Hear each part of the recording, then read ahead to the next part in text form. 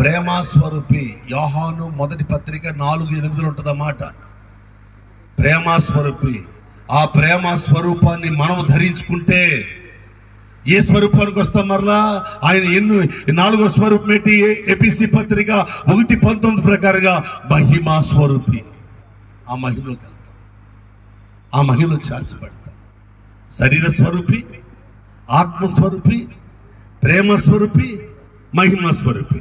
శరీర స్వరూపికి శీలమండలపు లోతు, ఆత్మస్వరూపికి మోకాళ్ళలోతు, ఏమండి మొలలోతు వచ్చి ప్రేమ స్వరూపి.